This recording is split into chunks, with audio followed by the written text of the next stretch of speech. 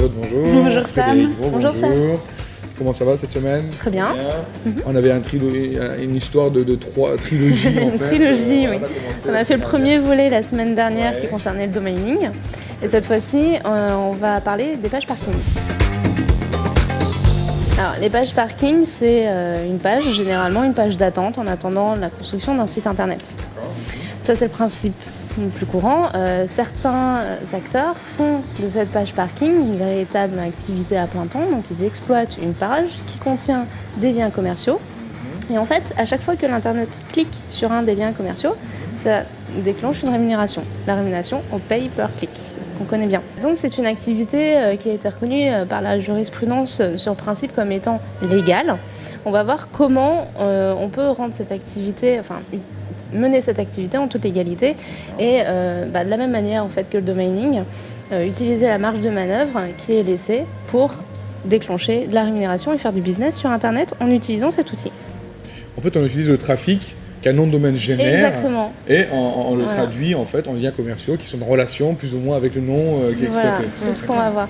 Justement, comme vous dites, l'idée c'est de pouvoir générer un maximum de trafic. Alors au début, la page parking, on était tenté de se dire comment faire pour générer du trafic rapidement et du trafic important sur mon site internet et sur ma page parking.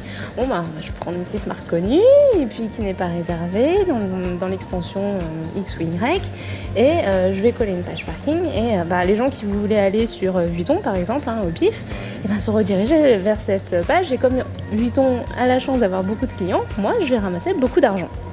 Alors ça, je dirais, c'est intelligent les mecs. Oui, mais alors il va falloir... Il y a une certaine réflexion. Il y a une réflexion, ils se disent... Nous, on n'aurait pas pensé à un truc pareil. On est trop honnête aussi, c'est pour ça. Mais il va falloir s'actualiser un petit peu parce que maintenant, je dirais, c'est une exploitation de page parking vulgaire, basique, sans invention justement. Alors comment faire pour utiliser ce système en toute légalité? Déjà, faire attention aux droits des tiers. Donc ne pas utiliser une marque protégée pour commencer. Alors on peut dans ces cas-là utiliser un terme générique. Donc on l'a vu en fait précédemment, c'est pas toujours évident de discerner ce qui est protégé, protégeable, qui va revendiquer des droits sur quoi, etc. Donc on avait proposé de faire des recherches d'antériorité pour aider en fait à la décision et faire la bonne réservation en fait.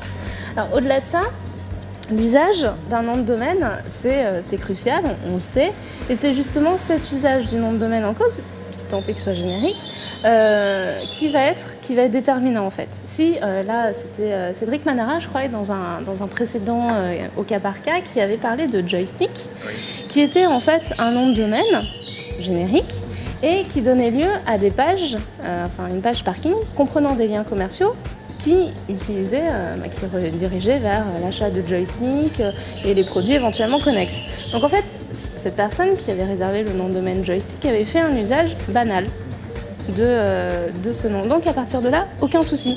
Donc on voit en fait qu'à partir du moment où on fait attention aux droits des tiers, on fait un usage d'un terme qui est censé être générique dans son usage courant, c'est-à-dire un joystick, à ce moment-là, on ne cause pas de préjudice à un éventuel titulaire de droit. Donc en fait, je voulais parler d'une ou deux décisions où le défendeur avait dit j'ai réservé un nom de domaine, certes, vous dites que ça porte atteinte aux droits de la marque, donc le demandeur avait soumis des certificats d'enregistrement de marque, etc.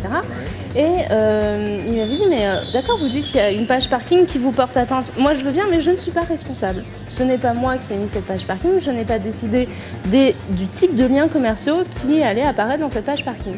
Et en fait, l'expert a été clair et net dans cette affaire. Il a dit, si, vous êtes titulaire du nom de domaine, vous êtes responsable du contenu du site web attaché à ce nom de domaine, donc à partir de là, c'est vous qui êtes responsable.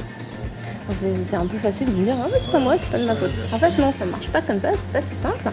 Et dans une affaire Patek.biz, le panel avait même été un petit peu plus loin dans l'exigence, ça avait dit « 1. Vous êtes responsable du contenu. 2. Vous devez, en cas d'atteinte à des tiers, de changer vous-même la page. Parce que finalement, c'est le titulaire qui est en possession de son nom de domaine, qui a la main sur le nom de domaine et le site web attaché. Donc c'est lui, le principal, qui est en mesure de modifier la page. Donc Évidemment, voilà, on revient à la même idée. Oui, vous pouvez exploiter, faire du business sur Internet, mais vous êtes responsable de ce que vous faites.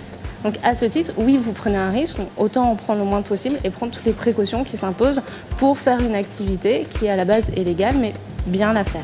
En plus, on peut aujourd'hui, avec les outils mis à disposition justement des fournisseurs de liens, on peut très bien exclure certaines marques et certains noms, mots certains particuliers. Exactement, ça on critères. verra dans notre troisième volet. Dans la C'est une deuxième bonne transition alors. Voilà, Bon, exactement. très bien. Bah alors, rien à ajouter. Non, c'est On bon. passera à la semaine prochaine. On verra ça alors. la semaine Très bien. prochaine. Pour le dernier volet. Super. Merci Sam. Merci Merci à Sam. vous.